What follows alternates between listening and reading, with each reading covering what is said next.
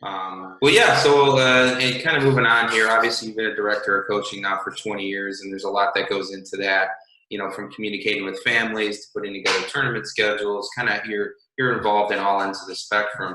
But obviously, one of the hardest things to deal with is the parents and the families that might be a little frustrated on playing time or position or coach they end up with. So, I'm sure you've dealt with your fair share of negative interactions over the years, as we all have. So, in terms of your, I guess what I'm trying to get at is what kind of advice would you give players that have parents that might be a little too vocal on the sidelines or might trying to step in more than they should? Yeah, sorry, I got my daughters here sitting here bothering me.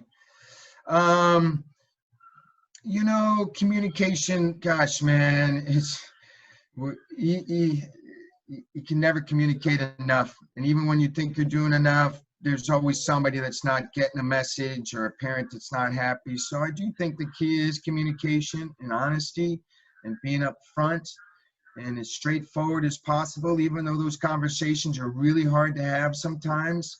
But I think we're lucky at Roswell. We're a good-sized club, but we're not too big. So, for me as a DOC, the number one thing is, I have a team of coaches. They're my players.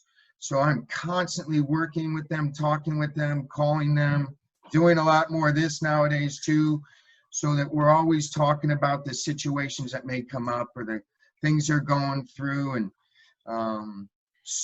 sharing those ideas and those things that happen from one coach to another. Again, this has become really incredible because often I would call one coach and then another coach and say, oh, I just talked about the same thing with this guy over here. So let me share what now it's, hey man, tell me what's going on. And we're all on a Zoom call. And now I'm just sitting back and they're sharing their ideas and their best practices. And it's really brought us together so much more as a coaching staff. And it's really become a great way for us to communicate better and to share better.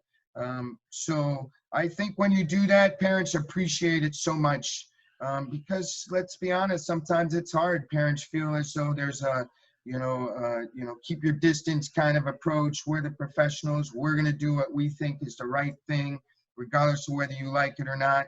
And that works for some, but for us, the way we do it is we're constantly picking up the phone and we're constantly talking and we're constantly sharing. So if parents, at least if they don't like it, at least they know why. At least they know why we're doing what we're doing.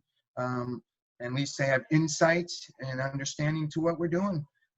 So we keep that lines of communication open as much as possible.